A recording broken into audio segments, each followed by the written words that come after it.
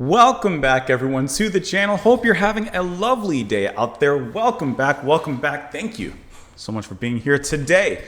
We are listening to Sly and the Family Stone. We're listening to their album, There's a Riot Going On, their fifth studio album released in 1971. For this Long Song Saturday, as you heard, if you listened to the scheduling earlier last month, I didn't know what I was doing. And to be honest, I've had this album on my list for a while. This wasn't an album necessarily recommended by anyone, but it's one that I had personally wanted to explore at some point, and today is going to be that point for this Long Song Saturday. So hope that you guys are all here for it.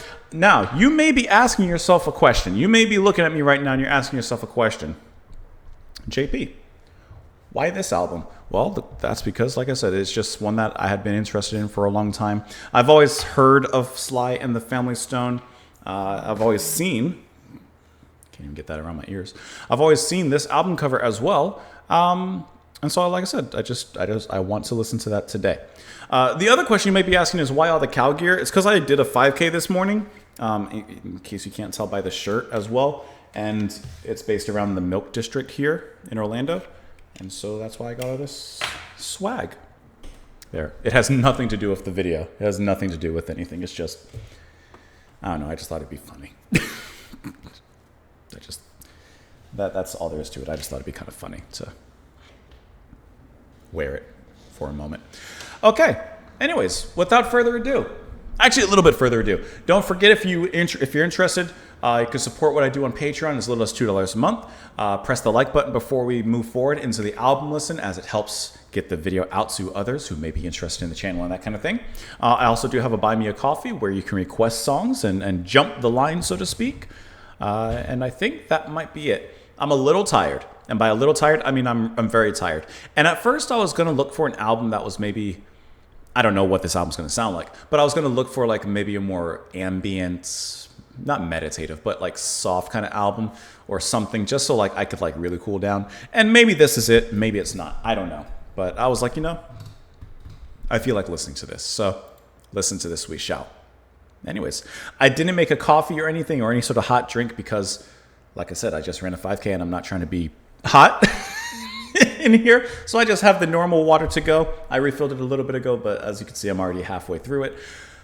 Without further ado, my friends, let us dive into the first song on the album, which is going to be Love and Hate. Hate spelled much differently than I've seen it, and love spelled a little bit differently than I've seen it. And as always, even though it's not a hot drink or anything, my friends, here's to you. I'm so thirsty.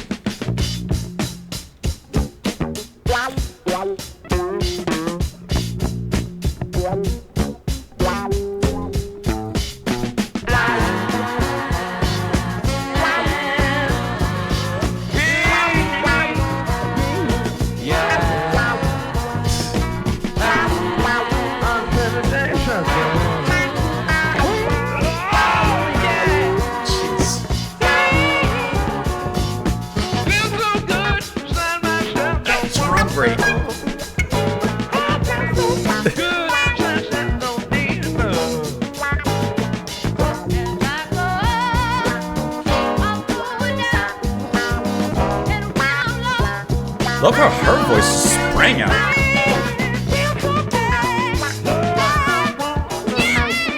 That drumming is insane.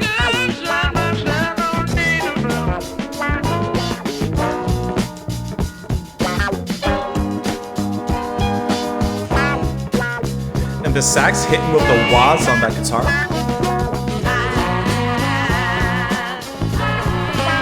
Jump right into this.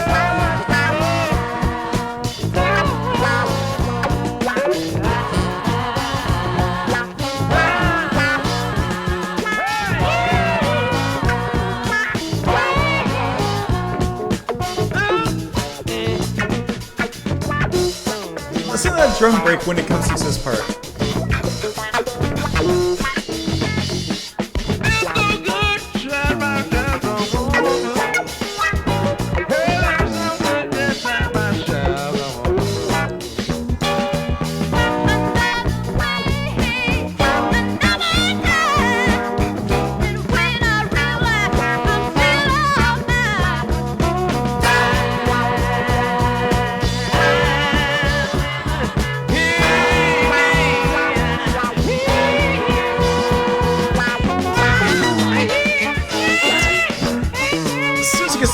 bass popping.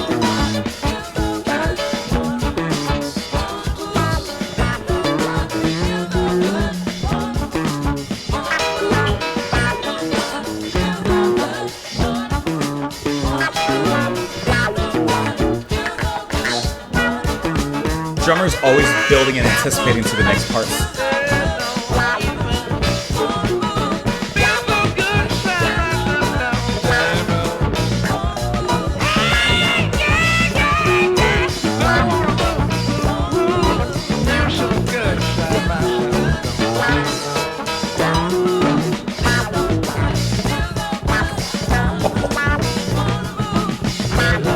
There's like so much happening. This is like a dance funk.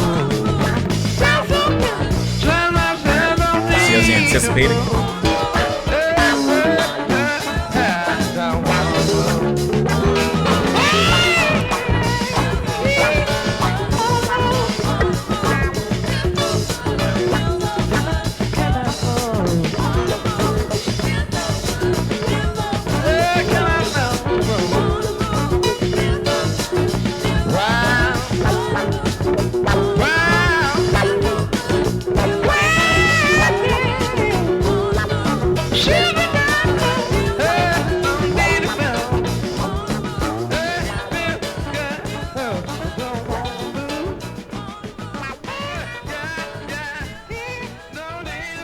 He's just riffing there. What a dense piece of funk that was. There was so much going on. The title of the album is "Oh, There's a Riot Going On," but in this track, there's just a lot going on. And it doesn't even like take a long time at all to start into everything. It just pretty much jumps straight into the album, jumps straight into the music. The drumming, I have to say, I thought was absolutely like amazing. On the album, you're gonna have two drummers, Greg Errico and Jerry Gibson. I couldn't tell you who's playing on which tracks, but Greg Errico does have a Wikipedia page. And of course, besides being known as playing with, Sly and the Family Stone, it seems he's also played with others. For example, he played with a reformed Quicksilver Messenger service, which is kind of interesting there. He's also collaborated with David Bowie for the Diamond Dogs tour, Santana, I almost said Sinatra, just can't read, Zawinul as well, and Weather Report. So, I mean, his drumming was just fantastic. Those breaks are tasty. Just chops.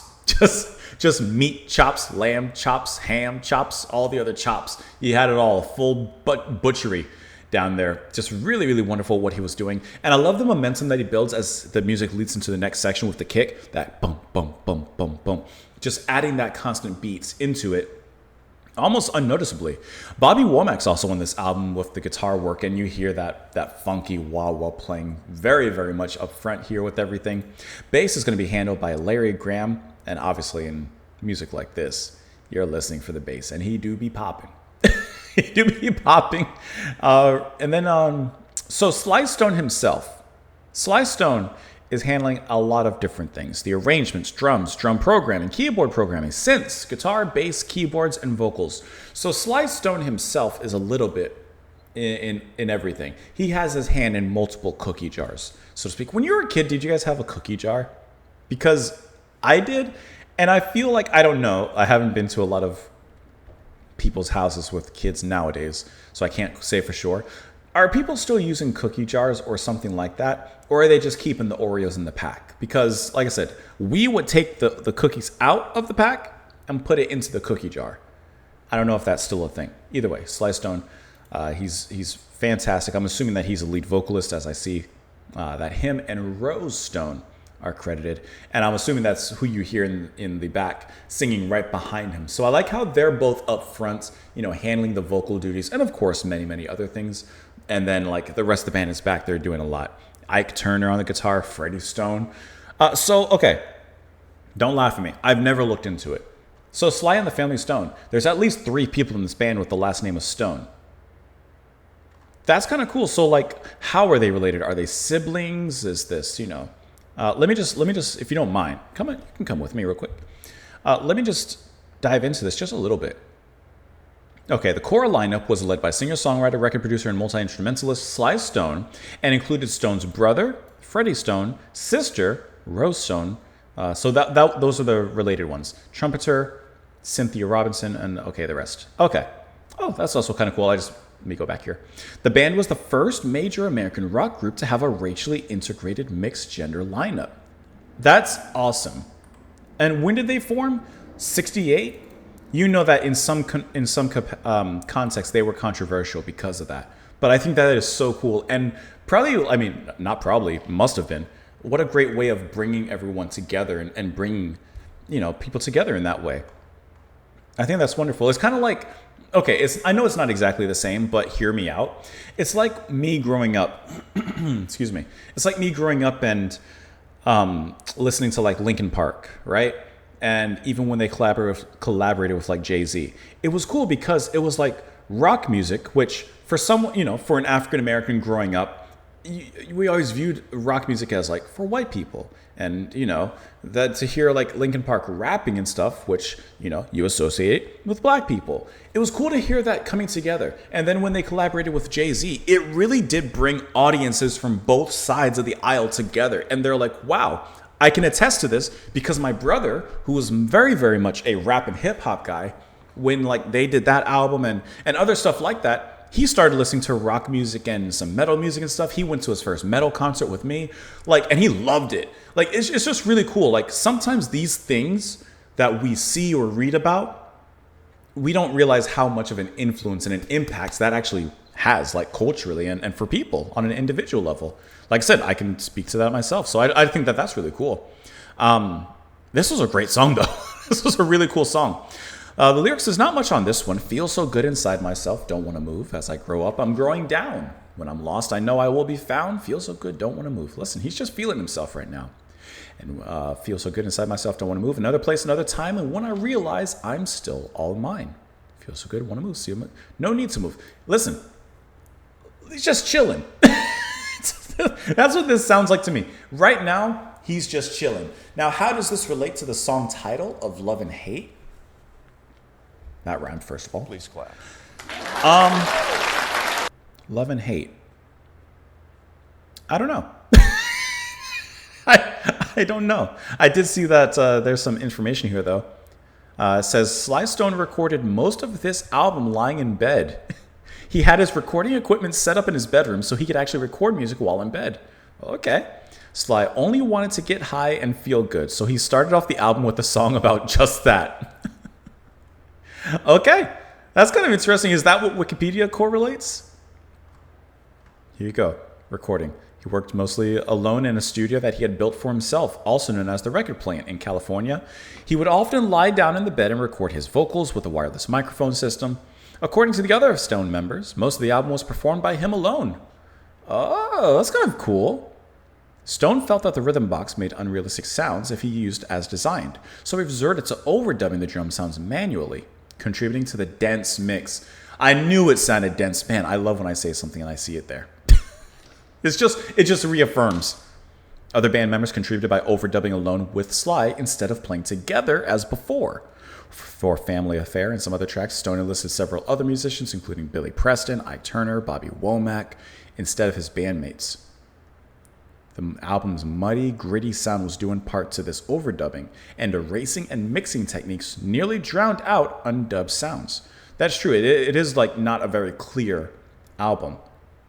Miles Marshall Lewis stated, "Never before on a Sly and the Family Stone album were songs open to so much interpretation, and even more so dripping with cynicism. On the other hand, you can hardly hear what he's saying for most of the album. Like Radiohead's Kid A or even Rolling Stone's Exile on Main Street, more recent to the time, a murkiness in the mix of the record inhibits complete comprehension of the words." But I think that's kind of interesting because it does absolutely give it a very specific and unique sound. Whether you like it or not, it definitely does give it this kind of gritty sound. Let's go ahead and dive into the next track here, which is Just Like a Baby.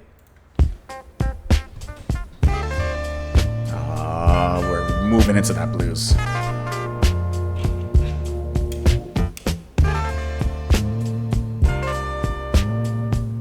I like these glasses.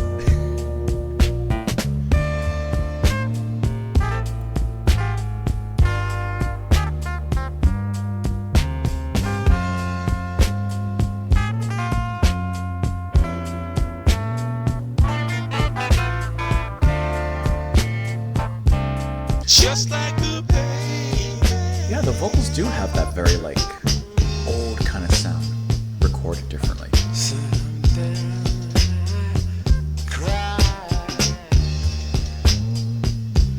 Just like a baby,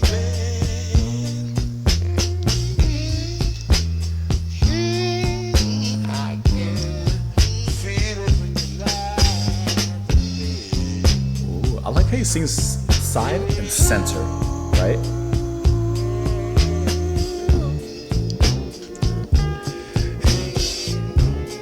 Oh yeah.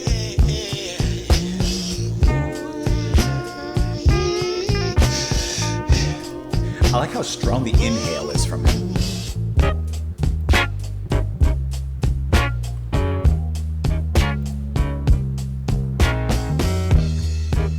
I like how it moved into like something straight bluesy right here. Whereas before it was kind of playing with the sound, with those keys and stuff there.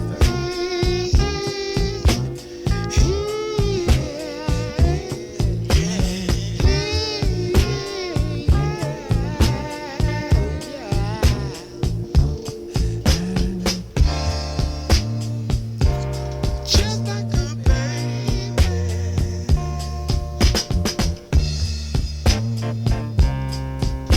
Everything is new.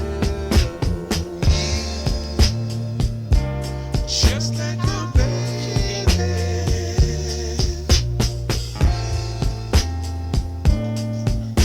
Could be found of a whole like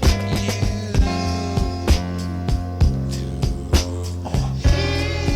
He goes from that deep voice into a more falsetto-ish kind of sound.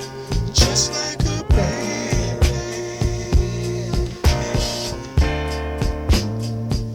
See the baby's heart.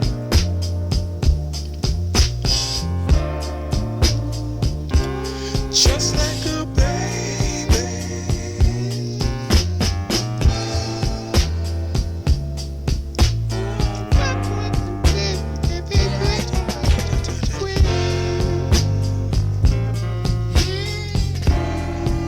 Like when it hits that chord right there, it kind of descends and steps. And he's just raspy riffing.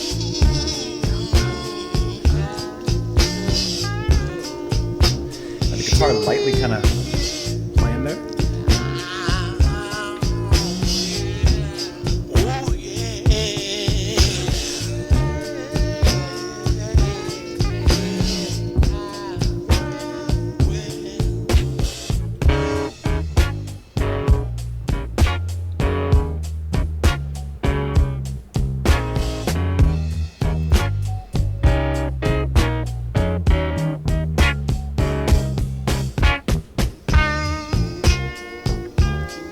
See, like the guitarist kept that melody from the previous piano and keyboard there.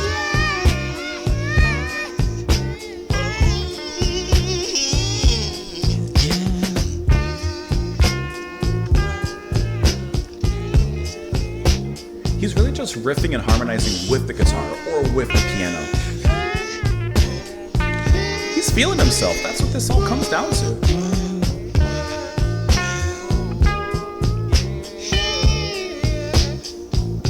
Get the bounce in that bass too.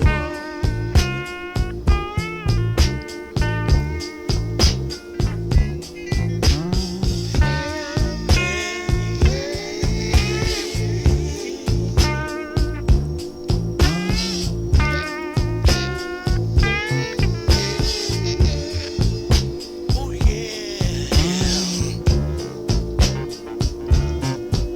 We're starting to add a little jump in there, a little hop.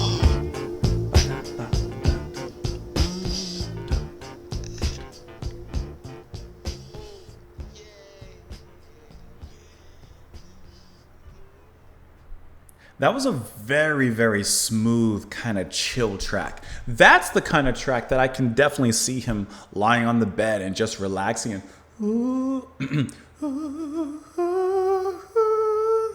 just chilling and playing a few notes on the guitar.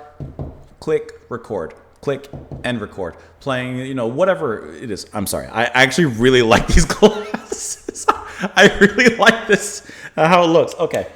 I'm probably annoying with that. But I actually like those. Okay. I just really like how chill this is. And of course, taking that blues approach, right? In the beginning, when some of the keyboard and piano work is happening, you can hear that there's a little bit more of a indirect expression with the blues. He kind of takes it, experiments with it just a little bit, pushing it a little closer to that soul R&B kind of sound. But then when all of that exits, for brief moments as it is, it kind of reverts to a slightly more straightforward blues sound. So I like how the song is kind of balanced very, very precariously and gently back and forth between these. And then production-wise, with the just like a baby, that part when it comes in is very center, along with like kind of the main verses and vocal lines. And then on my left side, that's where he's kind of doing his vocal riffings, and he's or, like doing like a raspy, whispery kind of coo, you know? And I mean, the song is called Just Like a Baby, and at the same time, it's kind of sleepy and restful like one, right? Or probably how you want one to be. How I'm gonna want one to be.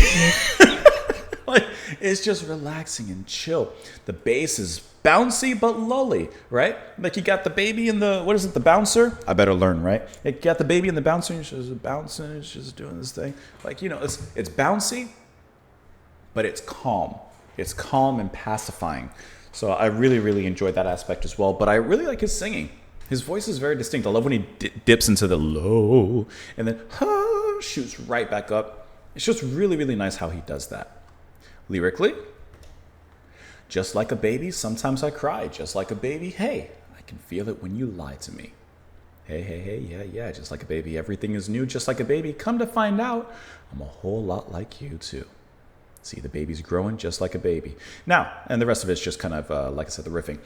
I don't know, but with some of these lines here, and with the knowledge that they are the first integrated rock band in America, and involving, you know, all different races, different, you know, men and women together, like, do you think that perhaps the lyrics are just like that? Like, just like a baby, he's still learning, he's still growing, or they're still growing together. He says, you know, come to find out, I'm a lot like you. Perhaps that could, of course, be an integration kind of message, like, hey, we're more like each other than we think. Perhaps it could be. I mean, this is their 5th album, so, you know, there's probably been a lot of previous albums and songs with messages of that ilk, but at the same time, I wouldn't put it past them to continue to, you know, relay that message. At least that's what I think. I also think that we'll move on to the next song, which is Poet. Here we go. I won't put the glasses back on yet.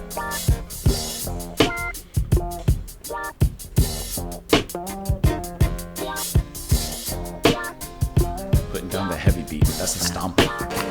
My only weapon is my pen. Ooh, I'm a friend of my man. Ooh, I'm Sean Ryder.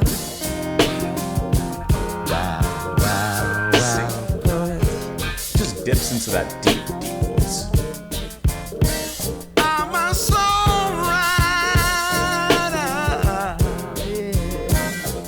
A poet.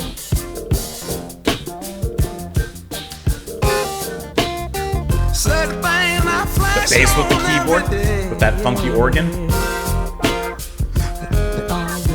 comes very apparent at the same time. I'm a songwriter. A poet. I'm a songwriter. Yeah. Oh yeah, a poet.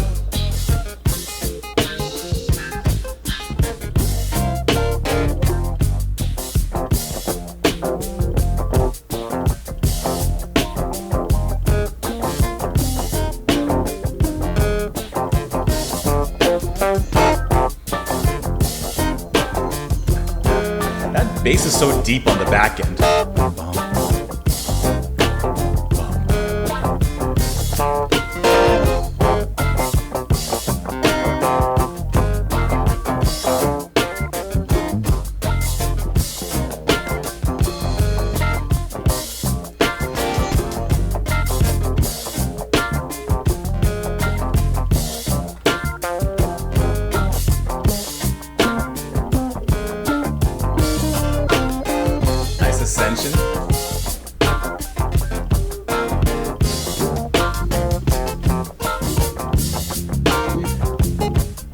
second bass line.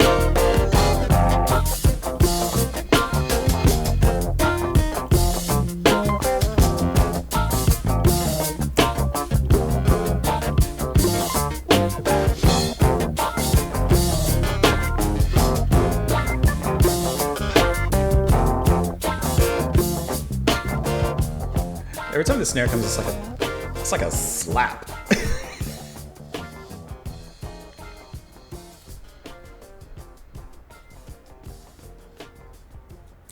Even in the last few seconds, you hear it. Poet is a short and sweet one. I like, you know what? I mean, we're only we're 3 tracks into the album, so I can't say for sure. But the lyrics are like very short and snappy. When there are lyrics. The previous tracks had a lot of just vocalizations and riffing, but even in this one, it's just very short and snappy. Love the drum groove. It's just straightforward. It's straightforward, but it moves, right? And then the way that the bass comes on top of that, bum bum, dun dun, bum bum bum. It's so deep on the back end. Then in the last like minute or so, unless I'm mistaken, a second bass enters and kind of plays a little bit of a lead melody off of that. Wouldn't say a solo, but it definitely comes into its own a little bit later. And that's really cool how there's 2 basses without contrasting and clashing with each other, kind of going at the same time there. One just taking a little bit more of a lead section. Whereas a lot of times you'd have guitar or keyboard or something like that kind of coming in doing that, but not in this particular case. Although there is a nice little bed of keyboard sounds, that funky organ, right? That at least when I hear the organ, like it's played here, that like that kind of very funky light tapping on the chord, so it's just kind of like jabbing at it. That reminds me a lot of like how Stevie Wonder would play organ and piano and different synths and how he incorporates that into his music. So I really like how that works in here as more of a bed, right? There's like a ocean, a nice sea of those keys and organ. And then the bass underneath, just this tight, this wail underneath. Bum, bum, ka-bum, bum. And then, of course, the singing and everything on top of that. You know what I mean. My only weapon is my pen and the frame of mind I'm in. I'm a songwriter, a poet, and the things I flash on every day, they all reflect on what I say. I'm a songwriter, I'm a songwriter, oh yeah, a poet. It's very straightforward, but it's also very direct in what he's saying. Listen, the only weapon I have is my pen. And which way it aims and, the kind of ink it spills, so to speak, and what comes out of it is directed only by the frame of mind I am. And he repeats 4 times I should say, I'm a songwriter and a poet. That's all. Don't ask for nothing else. This is what I am. Or at least one of the things perhaps that I am. And the things I flash on every day, they all reflect on what I say.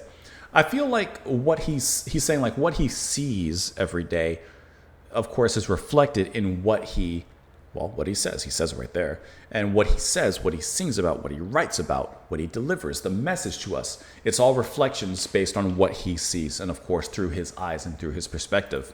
So I really like that message. And of course, that could change with any musician, right? If I see, something on the news or read an article or watch a documentary or anything, I see it and I relate to it through my perspective, my experiences, and my frame of mind.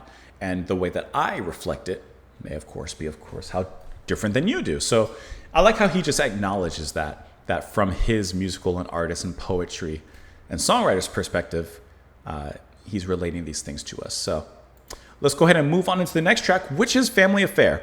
Now, this song, I can't say that I know 100%, but I know it 98%. I know I've heard it. I know the chorus. It's a family affair. I'm not singing it right, but I know it. So this track I should know completely, but we'll see, or at least 99%.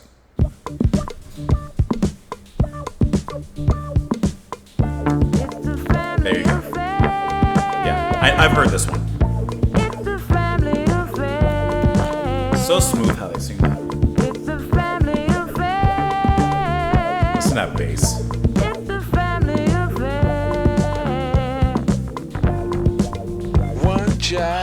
Love when he grows up to be somebody that just loves to learn, and another child grows up to be somebody you just love to burn.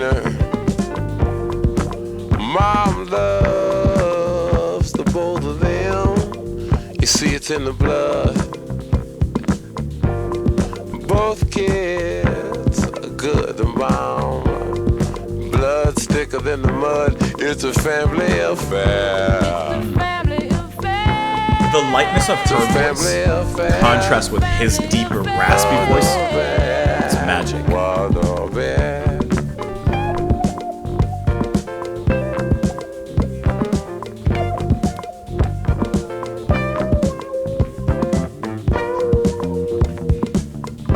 Busy the basses while the guitar is just coolly walking off this solo wah. Newlywed a year ago, we're just still checking each other out. Hey, nobody wants to blow. Nobody wants to be left out. You can't leave cause your heart is there, but you can't stay cause you've been somewhere else.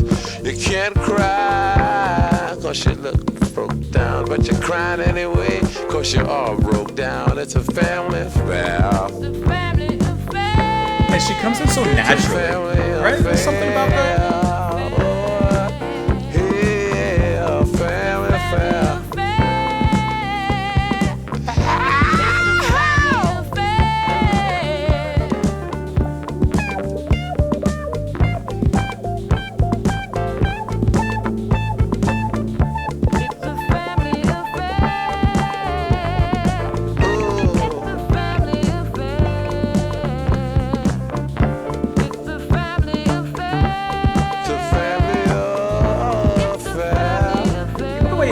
And riffs, like he's so like nonchalant.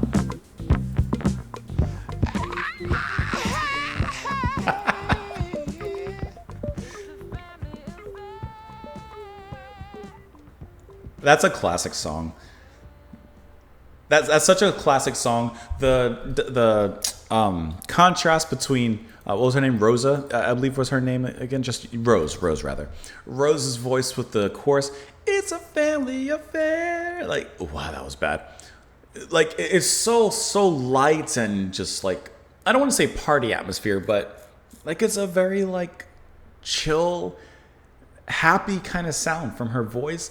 And then he comes in, Sly, with a much more gravier, raspier kind of voice. It's a family affair. And then he kind of, and he kind of does his thing. And I just love how both voices are completely different. But I gotta say, especially with reading about the production and the recording of this all, it sounds so natural. It sounds so real. Like, doesn't it? It just sounds so real. These are just two real people just singing. And I know that sounds stupid. I know how that sounds. I'm not even relating it to like today's music and how overproduced a lot of it is. I'm just saying, like, on its own. It just sounds so natural. There's music in the same time that doesn't sound as natural. It's just a testament to, you know, sometimes the better recording and better production and stuff doesn't necessarily make things better. Sometimes it works as it is. And I think that this is one of those prime examples in which the production, lacking some of the bells and whistles is making it stand out even more. Of course, the bass warmly driving everything calmly beneath the music. And then I love how the keys are playing. I love how the guitar is playing on top of it.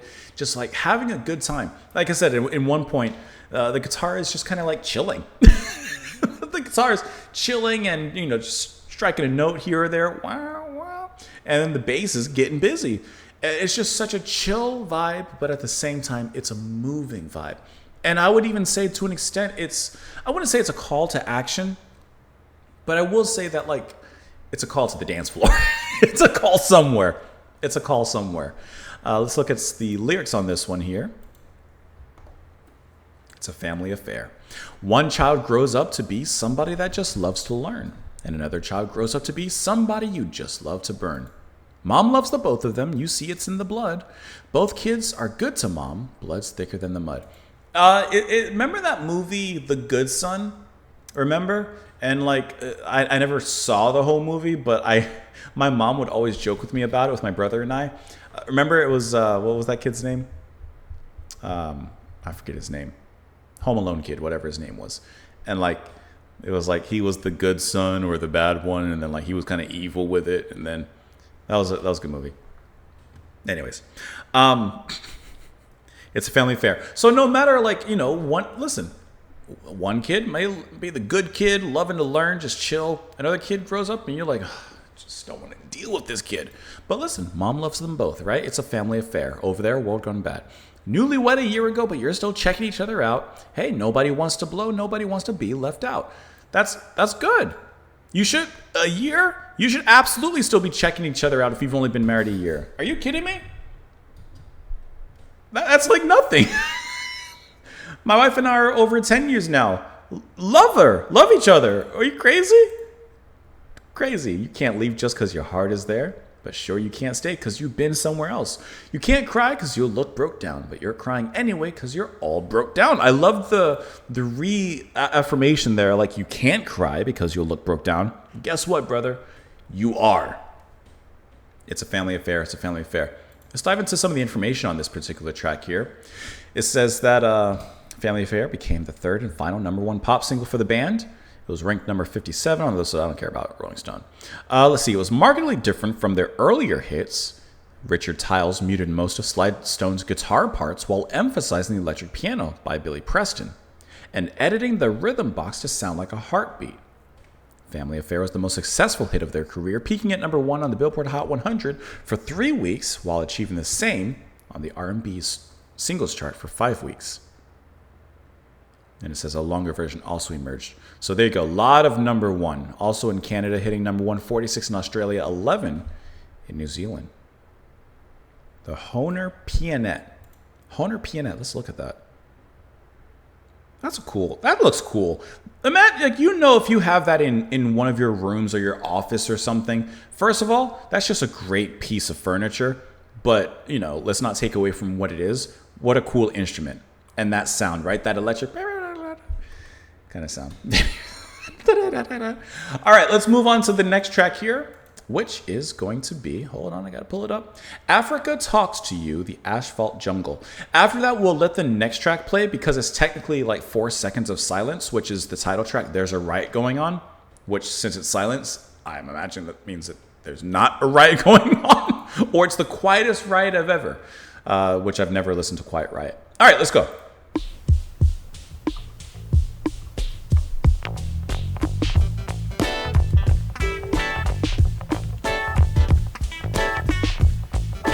What a great groove this is.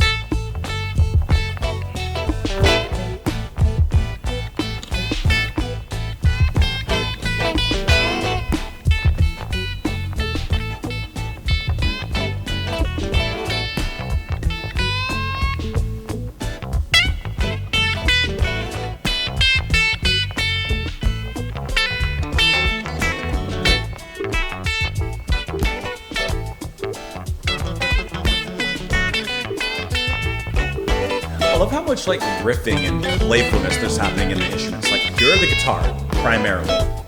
The tracks, the keyboards, and the organ.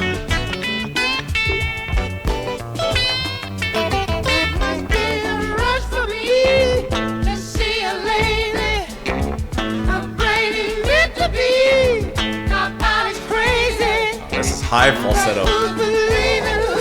The choir behind.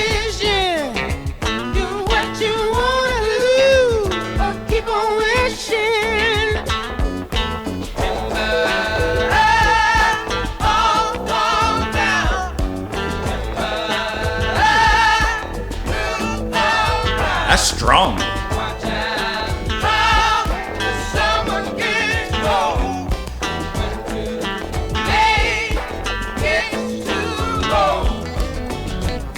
That's a strong harmony section.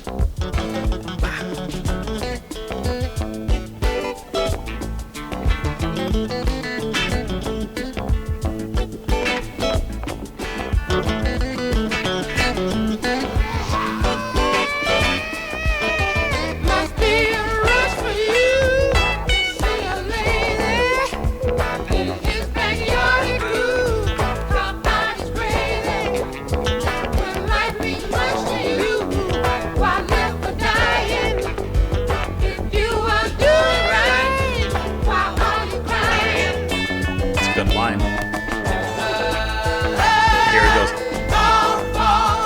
That's so good.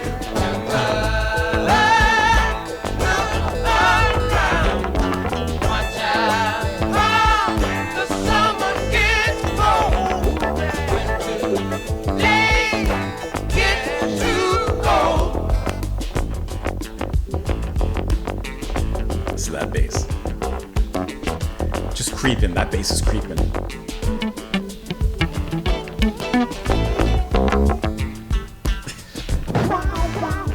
What was that?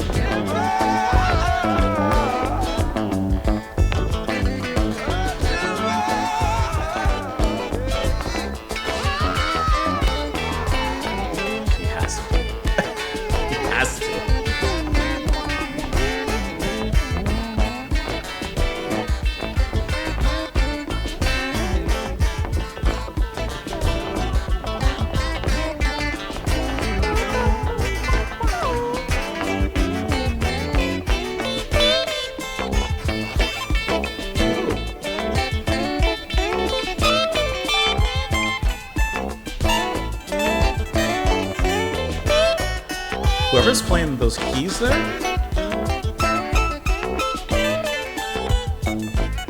I love that.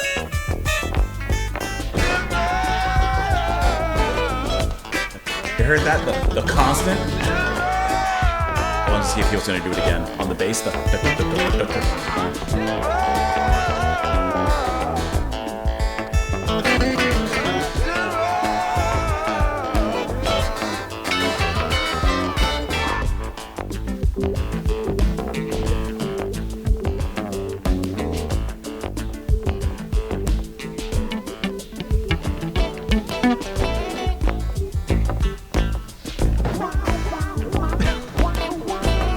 He is the wah-wah pedal.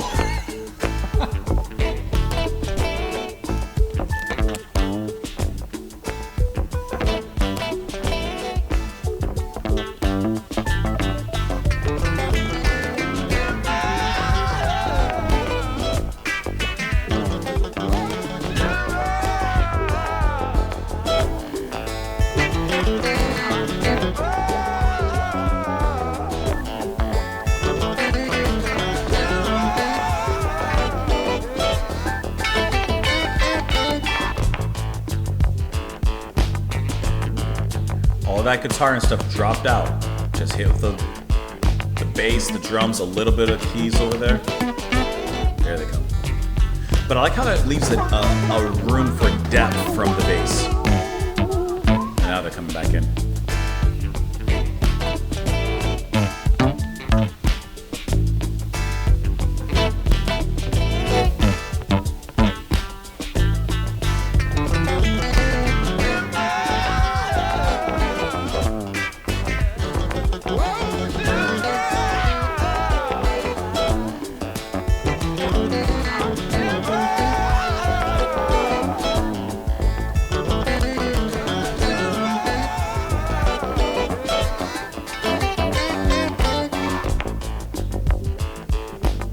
I love when it's left and just the bass remains.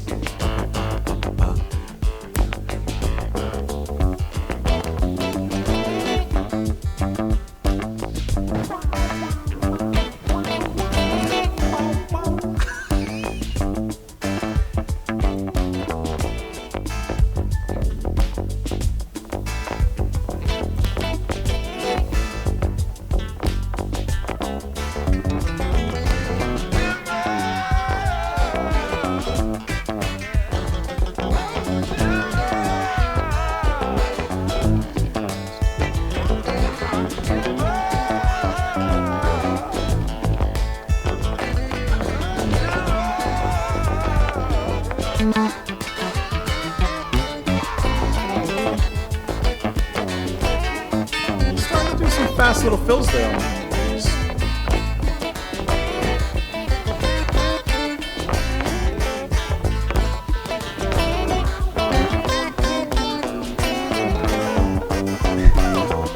they start doing the so fun.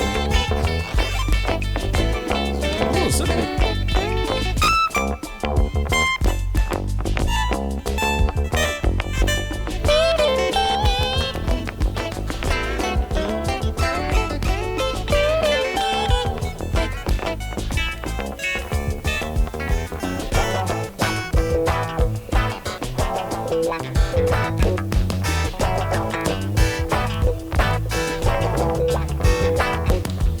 Call and response.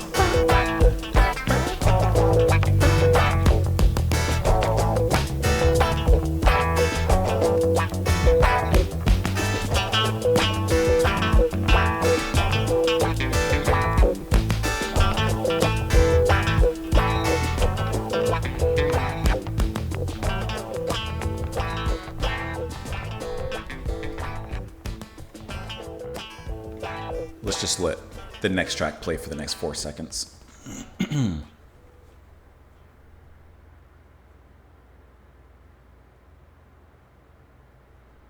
Like we said, there's no Riot.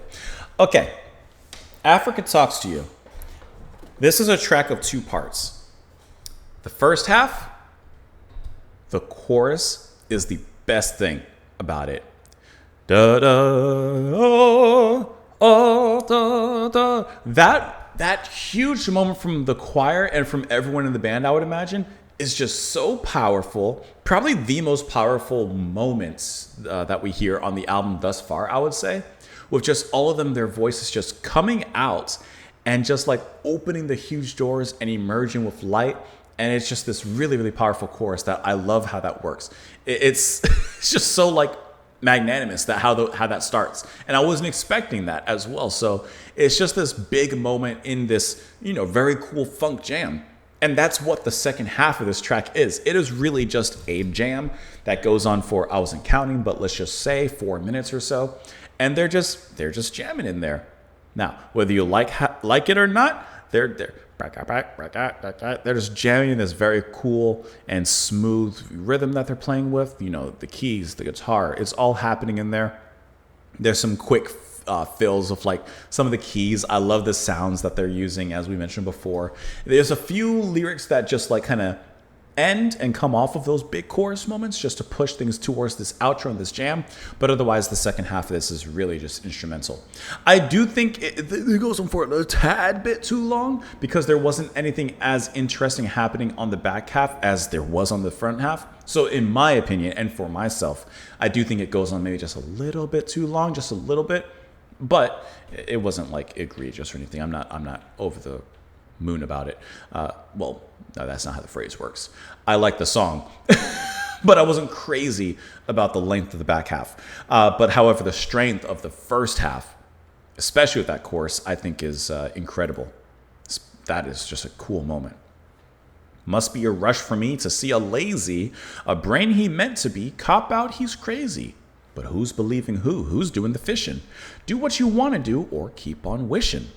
Timber, fall down. That's so good. Timber, who's around? Watch out, because the summer's getting cold when today gets too old. So, of course, if a tree falls in a forest and no one's around to hear it, did it fall? Yes, right? Okay, but that's what they're saying. Who's around, Must be a rush for you to see a lazy. In his backyard he grew, cop out he's crazy. When life means much to you, why live for dying? If you are doing right, why are you crying? Like if things are going okay, then, if there's a lot of good to look at, that you don't have to worry, you don't have a reason to cry. To an extent, I think that's what he's saying. I think there's probably a little bit more nuance in what he's saying, because obviously, even if your life is going good, of course there could be reasons for crying. But I think that he's saying take stock and take value kind of in the things that you do have, for an example. Then just goes on from there. So perhaps the message is timber, fall down, of course, a tree falls down, but you still have a forest. I feel like perhaps that's what he's kind of getting at on this particular track. And then, like I said, the next track, it doesn't have any lyrics, the title track rather. Let me pull it back up here. There's no lyrics. It's just 4 seconds of silence, which There you go. In 1997, Sly Stone said that There's a Riot Going On track had no running time simply because I felt there should be no riots. I mean, you can't do much better than that. So there you go with that. Okay, we are at the halfway points of this of our album listen, and I would like to go get some more water. This is usually when I say hey, put in the comments. I give you a question to see who's watching at this point. If you don't mind, just give me 1 minute to go get some water. Just like I said, I would like to keep on drinking. I'm not gonna lie to you. I'm getting kind of hungry, but I'm not gonna eat on camera. So how about if you just don't mind giving me 1 minute? Would you give me 1 minute to go get some water? You guys can sit there and you guys can sit there and just give me a second. Hold on. I'm giving you something. I'm giving you something to watch. Here you go.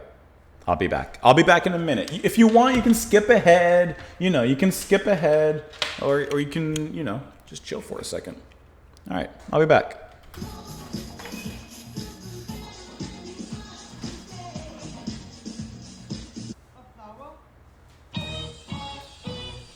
Forgot my water.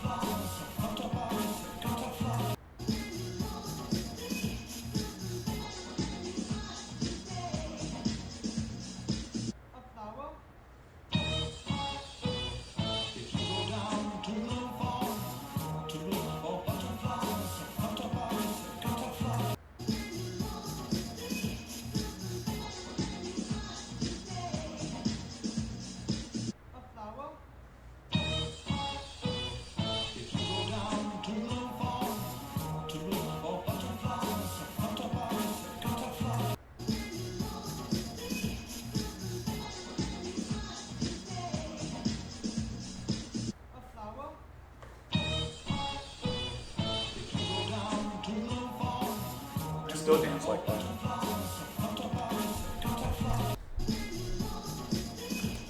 I still dance like that. Bum bum bum bum da dun da dum ba da da dum.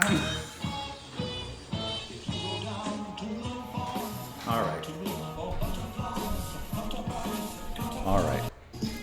I did get some nuts really quick, just to eat. All right, let's go ahead and move on to the next track. Thank you for your patience. Appreciate you.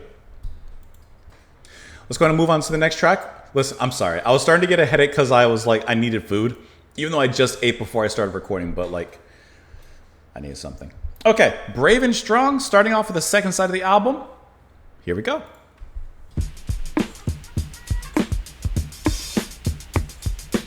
I gotta put the glasses on for a second.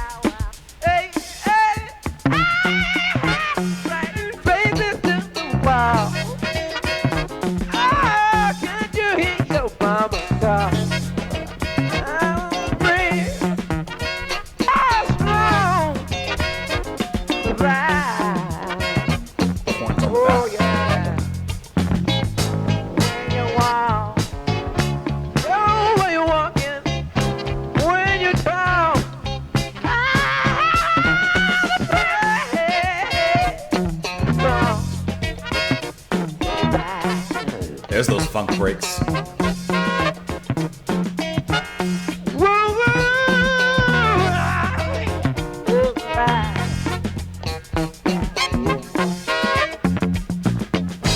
Out and down, ain't got a friend. You don't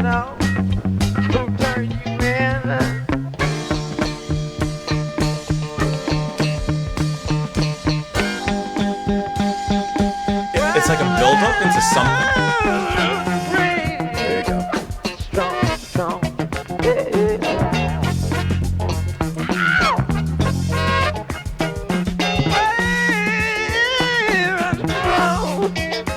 I love how he's using this gritty riffing in his voice on this track.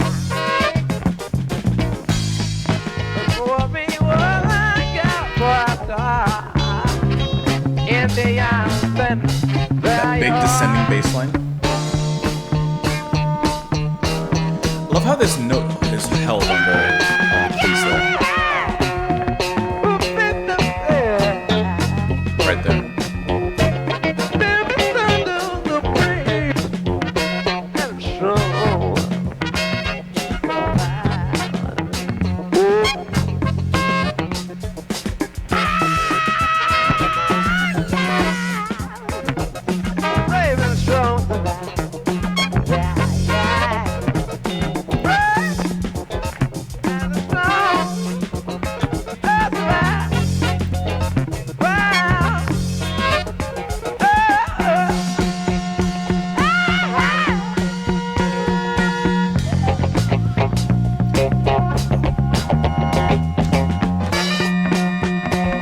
Hitting the deep notes, then hitting higher.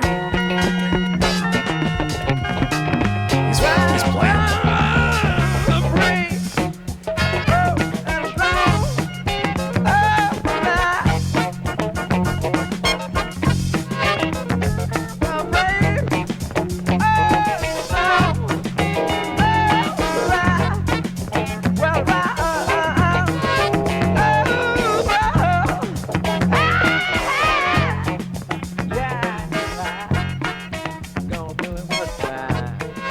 Do it with Sly.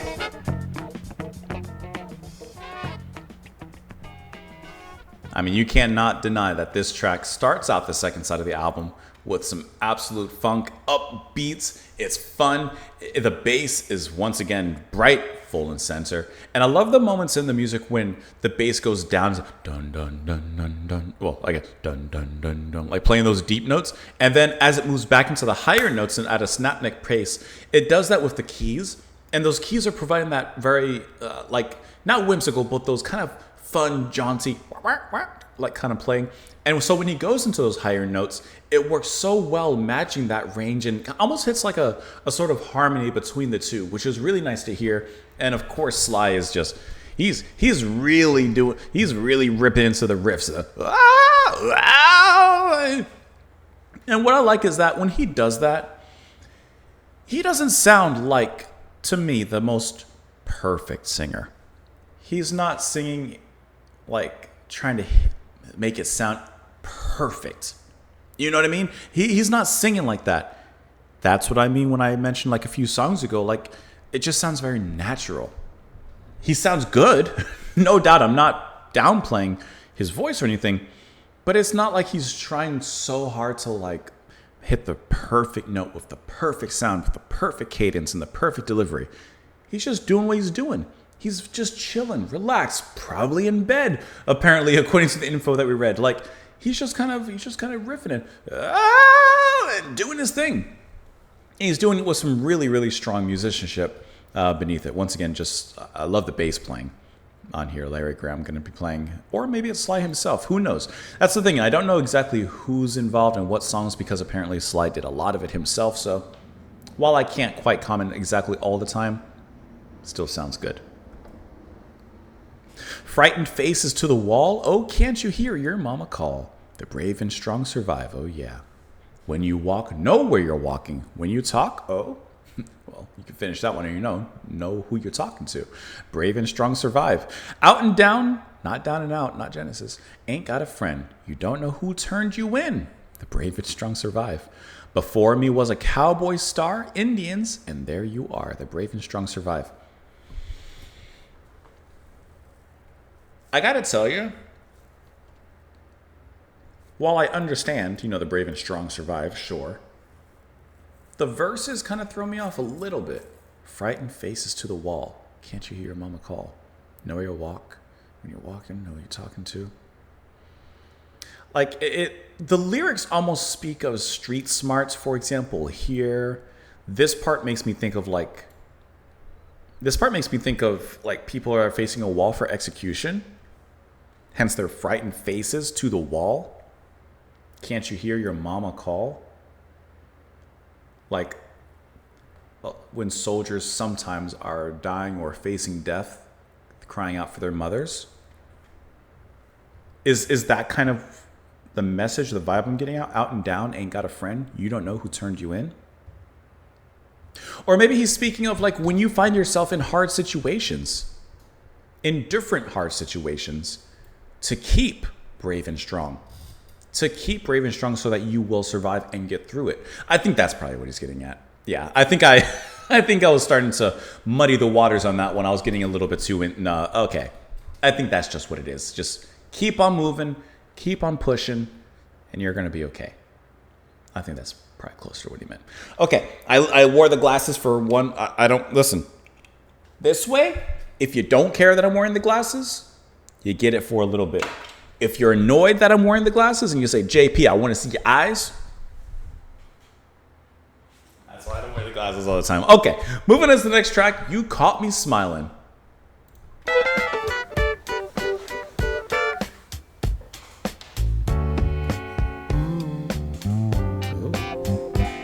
Smooth. You caught me smiling again. You caught me smiling again. You can almost imagine a bashful smile being caught. Cause you ain't used to see me. Blowing that thing out. You caught me smiling again. You caught me smiling again. I'll be gone. I won't take it long to climb a tree like me.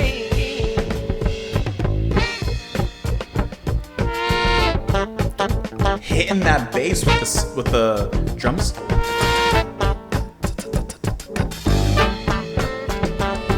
Right? That build up there. That bass is hitting it really hard too.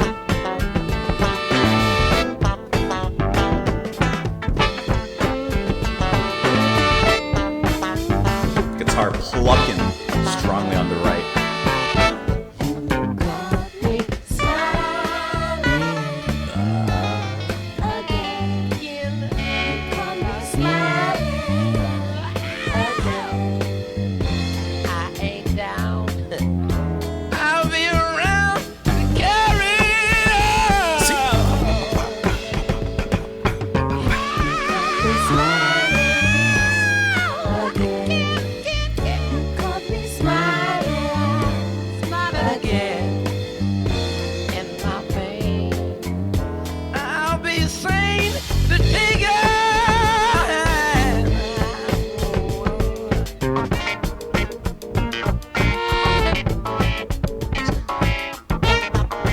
Horns.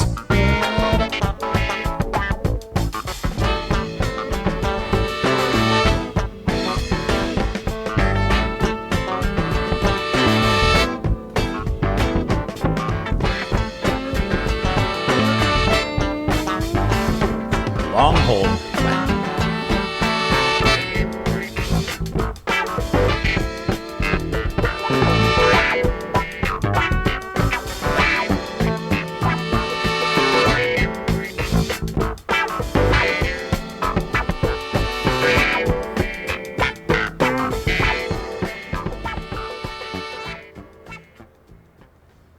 Okay, so we're, most of the way done to the album. This is my favorite song on the album so far. Because I love when the band integrates, of course, that funk, groove and everything, and the bass especially. But it's also with a very smooth sound. Like here, like it's very chill. And the chorus, when you caught me smiling, the way it starts, God, the production on here is so interesting. The way it starts, I can really see the singers. I can see Rose and if whoever else is harmonizing with her. I can see them like smiling into the microphone as they're recording this in the studio. You caught me smiling. Like there's a cute, bashful kind of smile, right? Like like you didn't like when like you're kind of interested in someone, or you see someone from afar that you're kind of interested, and you kind of like you're trying to like be normal, but then you're trying to look over, and then you look over and they're looking over at you, and there's like a little smile. I caught you smiling. So there's that bashful immediate capture of that emotion that you caught me smiling, right? I think that they just capture that so well in the chorus. It comes through in their delivery, in Rose and whoever's singing with her. Sly, he's doing his thing, right? he's going in there, right? But I just think that that's so well done. I love that. And then the moment where, like I said, the bass, it comes down and go bum bum bum bum bum bum bum, like it hits those heavier notes. There's some really cool bass work happening in there. Some of the playing in general. It's, like this whole thing, like we read, is very dense, but it's done in such a smooth way with so many details. It's dense and detailed. This is a cake. I don't know what kind of cake, but it's a cake. It has a lot going on in there. This isn't light and fluffy angel cake. Nah, this is that. What's that D word? It's another word for like rich and delicious. What's that D word? Rich and delicious. Decadent. This is decadent. And with the production, like we mentioned before, what I noticed is that a lot of the production that I immediately notice that kind of sounds like that old kind of style is mostly in the vocals. The vocals themselves sound like they're recorded from like, I don't know, like earlier than the album was recorded. That's what I'm really hearing. The rest of the instrumentation, for the most part, sounds relatively normal, or what I would expect at this time period. But the vocals are what I'm really noticing sound old, which kind of makes sense because that's basically what we read in how the vocals and the lyrics were a little bit muddied and stuff. It works really well, though. You caught me smiling again, hanging loose, because you ain't used to seeing me turning on. Caught me smiling again, I'll be gone, and it won't take you long to climb a tree about me. You caught me smiling, I ain't down, I'll be around to carry on. You caught me smiling in my pain, I'll be sane to take your hand. Listen, what's funny? I was about to say that this is like a love song, basically. Like they caught each other smiling at each other, right? That's what I was thinking. I was thinking like it was more of like this kind of song. However, because I just happened to see this, similar to many tracks throughout the album, the theme of this track centers around drug abuse. I had no idea. Is this true? Mainly the focus on using substances to mask one's pain. I did not catch this at all. Much of the facial feedback hypothesis, much like the facial feedback hypothesis, the protagonists of this song forces themselves to adjust their facial expression to appear as happy? Is that true? I had no idea. Music and lyrics. The album departs from optimistic psychedelic soul of the 60s, instead embracing a darker sound. Songs such as Love and Hate, Thank You for Talking to Me, Africa, and Space Cowboy are characterized by edgier, unrelenting grooves. Conceptually, Riot embraces apathy as a source for deriving rhythmic and emotional energy, departing from the more welcoming sentiments of songs like Dance to the Music. Okay. Love and Hate is satirically titled as a reference to the Haight-Ashbury scene, while the music and the lyrics express disillusionment with the 1960s counterculture. What's the Haight-Ashbury scene? A district in San Fran named for an intersection. Neighborhood is known as one of the main centers of the counterculture of the 1960s. What about this track? Africa Talks to You is a 9-minute funk jam written in response to the backlash Sly Stone received from estranged fans and friends, record industry associates, and the media.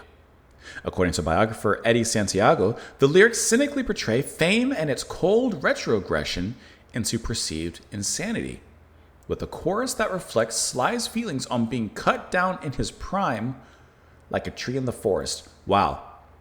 All of my ideas for what the lyrics were are completely wrong. The album's title track is silently listed as 0 minutes and 0 seconds long. For many years, it was speculated that this cryptic track listing in the title of the album referred to the 1970 riot in Chicago. for which the band had been blamed. The band was to play a free show in Grant Park, but the crowd became restless before the band began and started rioting. Over 100 people were injured, including several police officers, and the reason given to the press was that the band was late and or refused to perform. The original LP jacket featured a photo collage with with a picture of the band Shell in Grant Park overlaid with a photo of a police car. However, in '97, Sly Stone said that this track had no running time simply because I felt there should be no riots. So one, I'm wrong about everything I've been reading the lyrics for. Wow. Okay. I have not been correct. I have been completely off. All right. Well, let's continue on with the next track, Time, and maybe I'll be able to better identify the message in the lyrics. Perhaps. I can screw it up again. Oh, this is that slow love.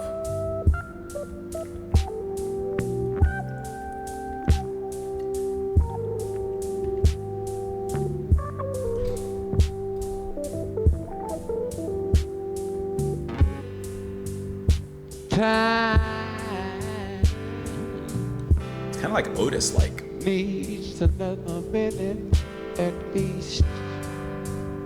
Take your time,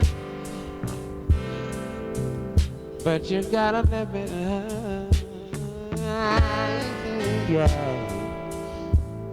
That girl looks forward to another beating. Just like everyday people I know, looks forward to another simple greeting. There, a band of woods. I like how his voice is so much in front volume-wise. The rest of the instruments are just kind of subtle in the back. Just any old player you know. But you can feel he has good volume control. Just rating.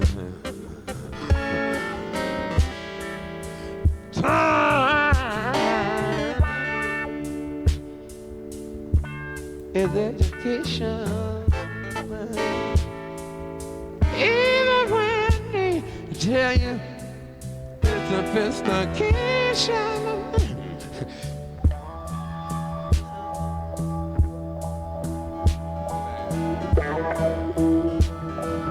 It's kind of interesting. Move into like a darker tunnel.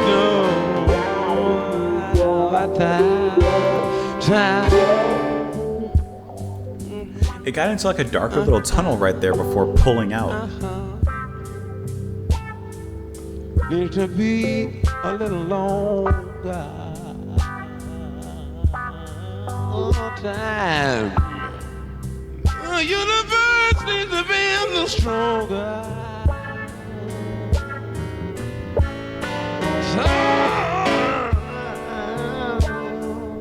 They say it ends. But I don't believe it.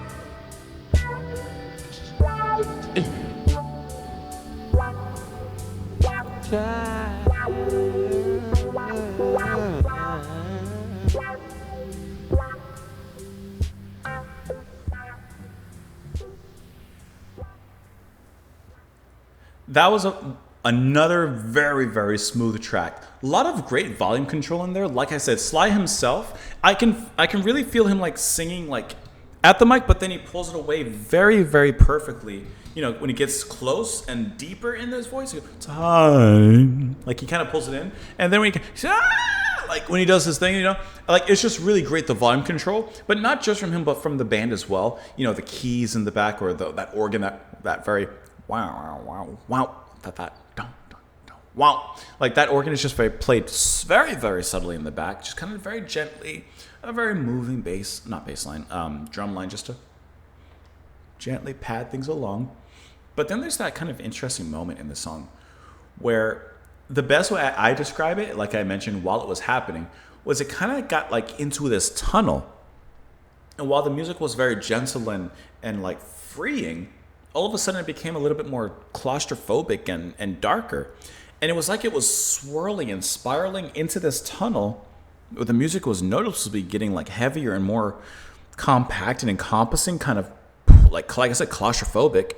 And then pulled us right back out very gently, suddenly, but gently. And we're back into that kind of free space. That was just a really interesting moment in there. Almost like, well, let me look at the lyrics and I'll try and bring it all together.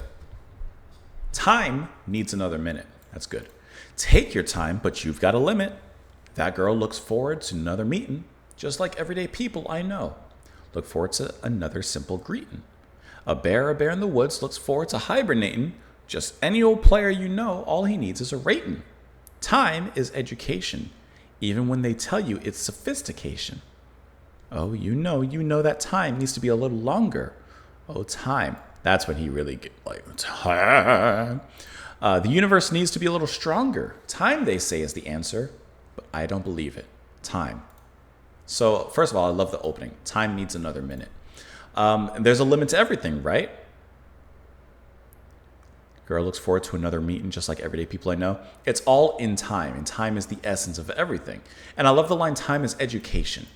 There's time, and experience is learning. Then he says the universe needs to be a little stronger. Time, they say, is the answer, but I don't believe it. Perhaps it's not time itself, but what's done with time. But there's a correlation because you need time to do whatever you need to do in time. Like I said, that's where the experience and the education kind of comes from. Hopefully I'm right on that one. I don't know. Apparently I've been getting these wrong with what the songs are about. This next one sounds kind of fun. Spaced Cowboy. Not Space Cowboy like Cowboy Bebop, but Spaced Cowboy. But the best show, if you want a cowboy show, a Western set in space, the best show that was unfairly canceled. Some of you already know what show I'm going to mention, Firefly. If you have not watched Firefly, it's only like 10 episodes. Go watch it. It is such a great, great show. Funny, action, family friendly, everyone can watch it. Just a really, really fantastic show. With a great cast, really great cast. And the crew of the ship, the Firefly, like it's just so good. Matter of fact, I kind of want to watch that tonight. I might have to do a rewatch. All right, Space Cowboy. It's a fast bossa nova in the back, huh?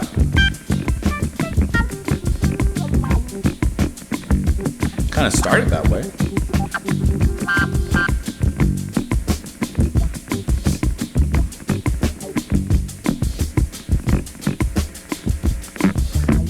It's like some static in the back too, or some like buzz or buzzing from like a guitar amp or something.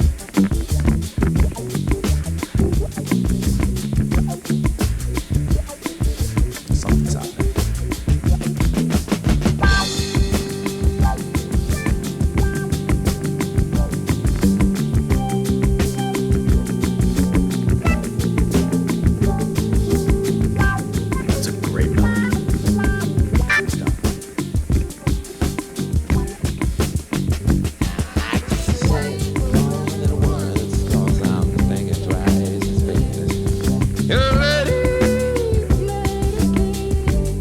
Hitting a little bit of a Western cowboy kind of Everything I like is nice. That's why I try to have it right. He's even with the yodel.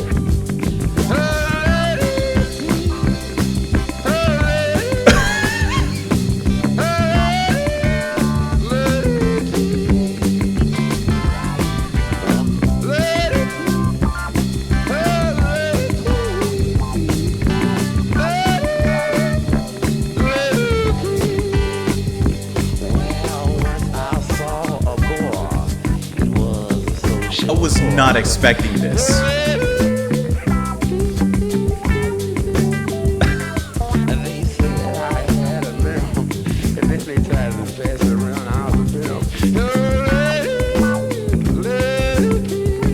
It kind of reminds me of Bowie a little bit.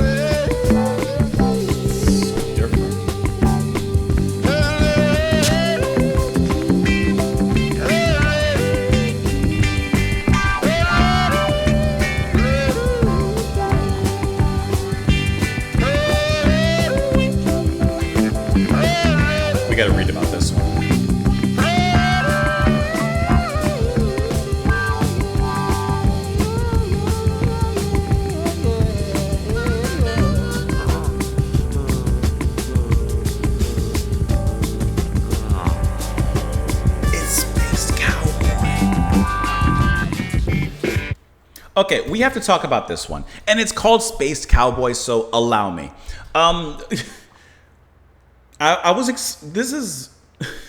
It is so interesting to hear them go into this direction. Yes, straight Western. And as if that wasn't surprising enough, bringing in that country aspect very strongly into the music, but still keeping, like, for example, the keyboards, still keeping that from the funk side of everything. They're still doing their thing, but now you have this very Western country sound in here. Out of everything, however, I gotta say that the yodeling was the most unexpected element here. Now, let's not get it messed up or twisted. I think that this sounds really cool. And it's very cool to hear them kind of shift directions at this point in the album.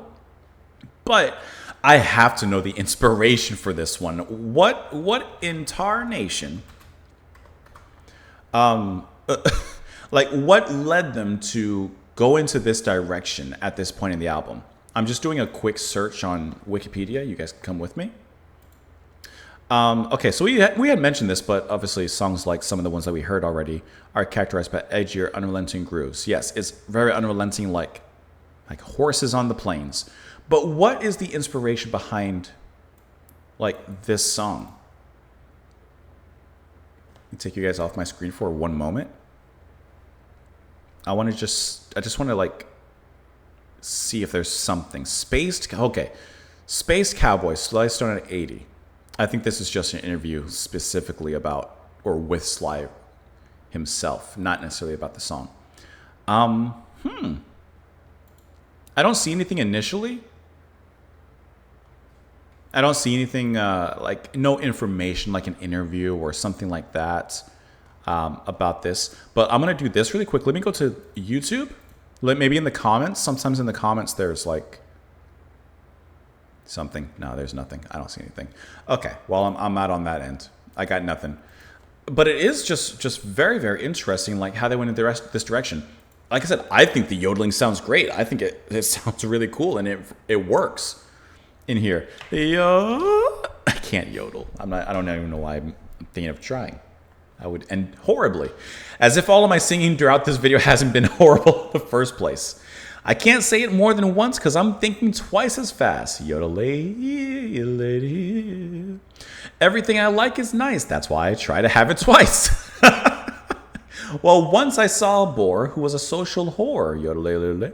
And they said I had a limp, and then they tried to pass around I was a pimp. Was on my last leg. I couldn't even borrow my friend's extra peg at all. Once I turned red and it looked funny in the head. Can I tell you? Okay, so I guess it could be about drugs. I also think it's talking about... what's the best way to do this? I think it's talking about... Let me try this. Maybe this will work. Oh my. Oh my. Am I in the right direction? Am I in the right hemisphere? I'm just reading what he's saying, man. All right, let's move on to the next track. Let's move on to the next track, which is going to be Running Away. Running away to get away. Ha ha ha ha. You're wearing out your shoes. I like the way that was sung. You're wearing out your shoes. At you fooling you. Making blues of night and day. He. You're stretching out your dues. This stretching. The breaks after the verse and the singing. Nice.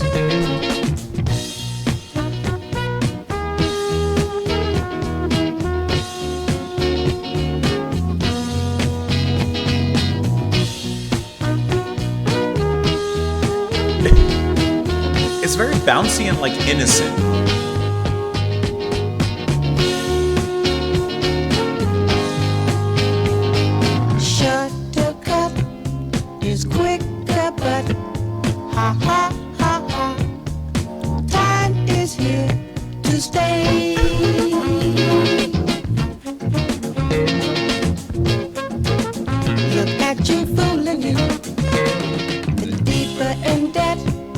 The harder you bet, he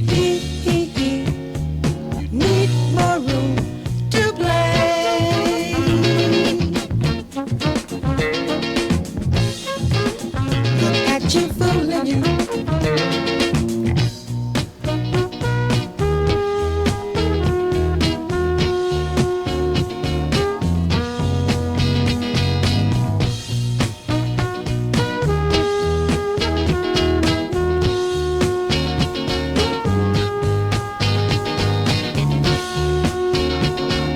It's a really nice choppy guitar line. Another day, you're farther away. Ha ha ha ha. I love the ha-has. Long that trip back home.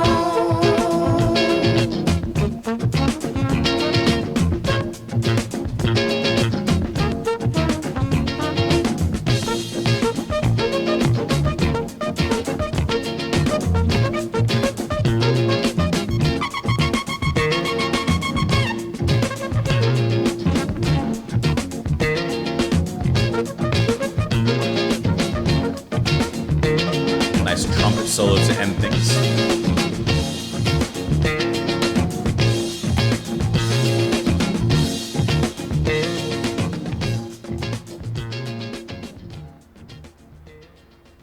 The way that Rose is singing in this track is there's something very funny about it. Like the song has this incredibly innocent, jaunty kind of charm. It's just jolly, happy, and cheerful. The way that she even says ha ha, hee hee in her lines is really funny. The lyrics I think are funny, and yet at the same time there's meaning behind them. Like just the first line, running away to get away. Ha ha ha ha. You're wearing out your shoes. Like the lyrics are so plaintive to an extent and obvious. Of course, there's going to be a meaning there, but then the way that she's singing it, da, da, da, like just smiling. She's smiling at you, right? She's smiling. I caught you smiling over there, and she's just like happy and saying these lyrics. And I just think that it is so funny and cool how it sounds. And I like how after each of those lines, that's when the musicians get to like play in that little break. You know. Running away to get away. Ha ha ha ha. You're wearing out your shoes. Ba ba ba ba da da da. And that's when that's when the musicians go off and they have that space to have a break. I like when songs do that. When there's like this back and forth between whether it's a verse and then the musicians get to have a moment, verse or a line, musicians get to have a moment, like it's done here, or just in some capacity. I like when that back and forth is done because it makes it a nice even playing field for everybody involved, but at the same time it just makes it also an interesting structure and back and forth. And I think that works incredibly well here. Sly makes at least a brief appearance vocally. He might be playing some of the instruments or most of the instruments here as per usual, but I just really like the way that she sings. It's just in the most positive way. It has like this childish innocence, the way that she's doing that. Then you got a nice trumpet solo down the back half of this track, and the trumpet's played by Cynthia Robinson, who, of course, like we mentioned, obviously besides being in this particular band, she's also played in the hits of Dance to the Music, which sounds familiar. Dance to the music. I don't think that's how it goes. I Want to Take You Higher as well. She's appeared on with Funkadelic as well. She's played with many other bands and artists as well. Let's look at the lyrics on this one. Running away to get away. Ha ha ha ha. You're wearing out your shoes. Looking at you, fooling you. Making blues of night and day. He he he he. You're stretching out your dues. Now, when she's saying "look at you, fooling you," is she saying "look at you, fooling yourself"? I think so. Running away to get away, but you're only hurting yourself. You're only wearing out your shoes. Shorter cup is quicker, but haha, time is here to stay.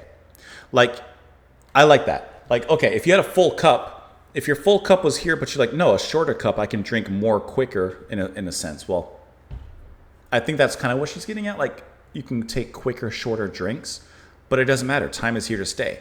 So you're not really buying yourself time. In a way, you're just fooling yourself. The deeper in debt, the harder you bet.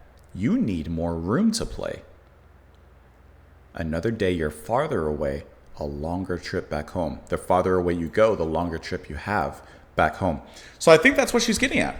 You're only fooling yourself by trying to make shortcuts or or push yourself past your limits, putting yourself in debt, going further away in many different respects. Maybe not literally, but in some sort of way. And you're only hurting yourself, and you're making it harder for yourself when you have to fix those errors. Or in some capacity, go back from the way you came. That's good. I love the way she sings. Let's move on into the final track here of the album, which I'm imagining is going to be a response to the to Africa Talks to You, because this is Thank You for Talking to Me, Africa.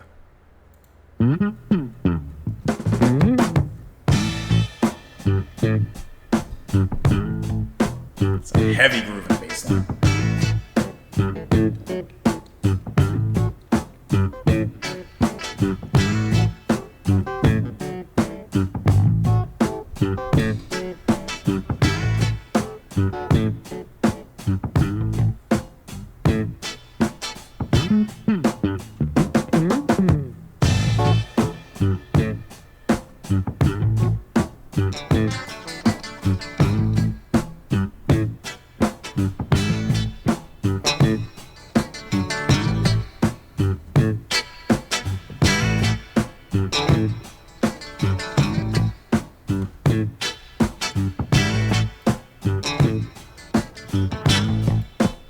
Stepping with that bass.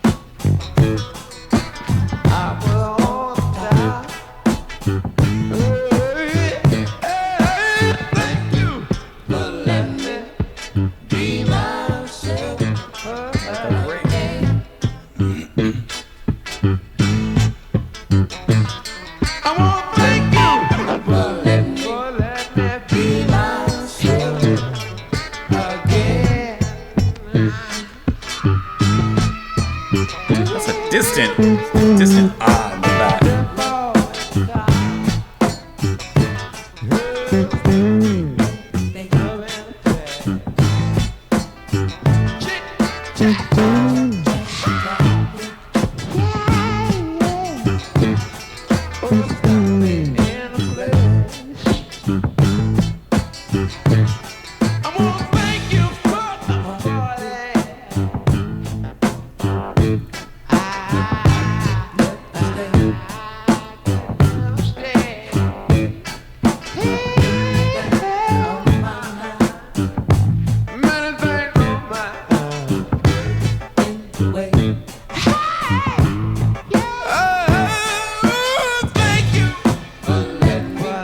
When he calls out like that, that's when the rest of the harmonies come behind. Rose comes in.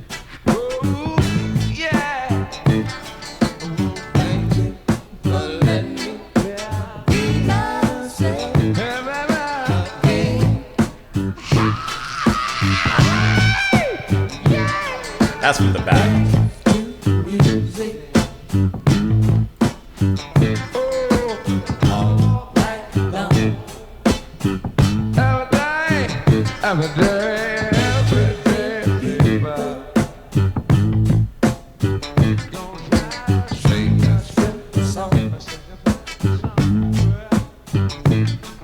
Mama, so happy.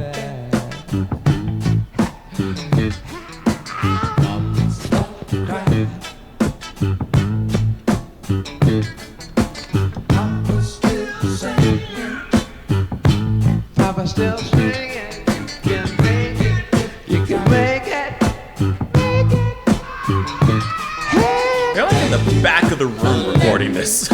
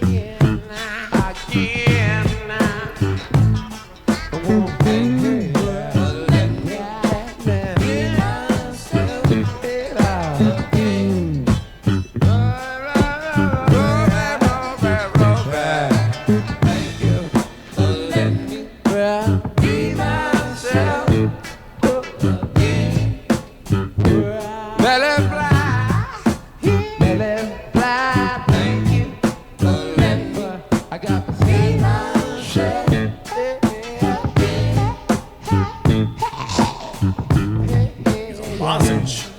After that one, he needs a lozenge.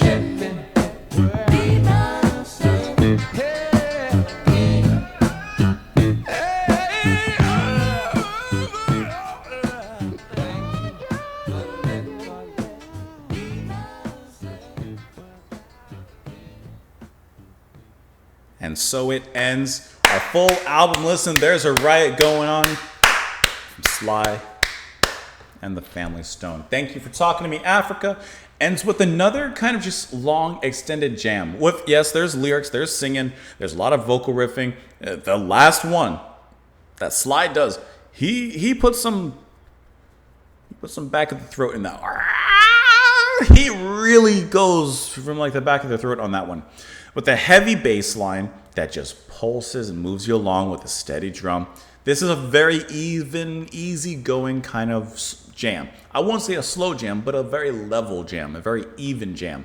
I will admit that, kind of like the previous one, I think it goes on for a little bit too long and it doesn't really do anything for me. If I'm being 100% honest with you, and I have to be, I'm okay with this track, but it doesn't really do anything for me. And it kind of ends the album, I don't want to say a sour note, but just kind of leaves me wanting more and to go back and listen to some of the other tracks that I prefer to this one.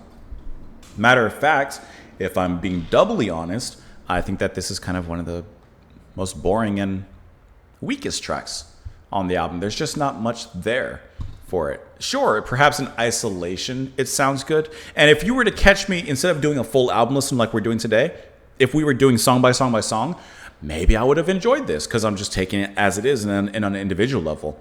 But it's kind of whatever. I don't really feel much from this. Sure, everyone's playing well. Everything sounds good. Obviously, I love the bass line. I love the subtleties of the keys and the guitar and the organ and stuff. Sure. But it's nothing we haven't heard before and better executed on this album. So that's where I'm kind of left with it. Looking at the devil, grinning at his gun, fingers start shaking, I begin to run. Oh, bullets start chasing, I begin to stop. We begin to tussle, I was on top. Thank you for letting me be myself again. Okay, the why is this written this way? I want to thank you for letting me be myself again. Stiff all in the collar, fluffy in the face, chit chat chatter trying, stuffy in the place. I want to thank you for the party. I could never stay. Many things is on my mind, words in the way. Dance to the music all night long. Everyday people gonna try to sing a simple song.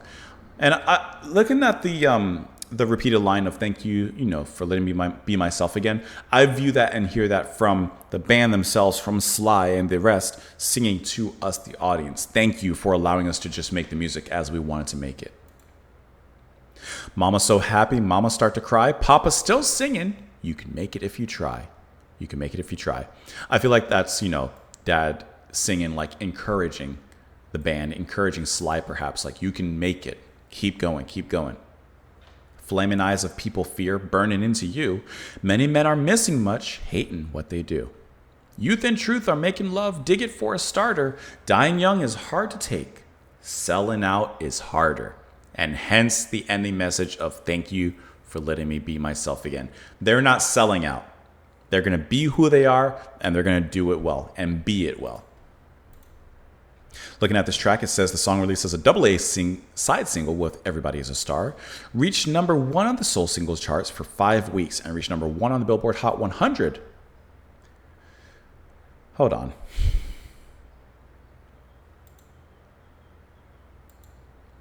It's not the same song from the album Greatest Hits. Thank You for Talking to Me, Africa is... But when I clicked on the Wikipedia article here, it took me to here. It's the same lines. The title is an intentional mondegrin or sensational spelling for Thank You for Letting Me Be Myself. The third verse contains specific references to the group's previous successful songs, which are in there. The song features co-lead vocals from Sly Stone, Rose Stone, Freddie Stone, Cynthia Robinson, Jerry Martini, Greg Errico, and Larry Graham. On this song, Graham is widely credited with introducing the slap technique on the electric bass. But why is it... Because even on Spotify, it's Thank You for Talking to Me, Africa. And that's what it is on the official track listing. So why is it different here? I'm like scanning really quick to see if I see anything. I don't see anything. It's kind of weird. Okay, hold on. The song was followed by a reworking on the closing track, Thank You for Talking to Me, Africa. So it's been reworked. Okay, that makes more sense. That makes it, okay. The song was followed by a reworking. Okay. All right, that's why it gives us the same article, but okay. All right, I got you. All right, I see what you're putting down. Anyways, I still think it ends on a not great note. But the rest of the album was fantastic. Like I said, I think that this is honestly the weakest track on the album. The rest of it, grade A. Listen, thank you guys so much for watching. Thank you so much for being here. Hope that you enjoyed the full album listen today of Sly and the Family Stone. There's a riot going on. Of course, before you leave, before you go, my favorite tracks, you already know my least favorite tracks. My favorite tracks on the album, very easily, I would say You Caught Me Smiling, Just Like a Baby. Those are my two favorite tracks. If you pulled my leg, I would have to think of another one, but off the top of my head, which is best for a first reaction, those would be my top tracks on the album. This was a fun album to listen to. Even though it didn't end fantastically, I will say that the whole journey itself was absolutely worth taking. I hope that you guys enjoyed it. I really appreciate you guys sticking with me and watching the video. We've been here for an hour and 47 minutes. I appreciate you spending that time with me. Of course, before you go, if you don't mind pressing that like button before you head on out, you're more than welcome to support the channel on Patreon. Buy me a coffee if you want to request songs and that kind of thing. But otherwise, please have a wonderful rest of your day. Come back tomorrow. I'll see you all later. I need to dress up more on the channel. Thanks for allowing me to get the water too.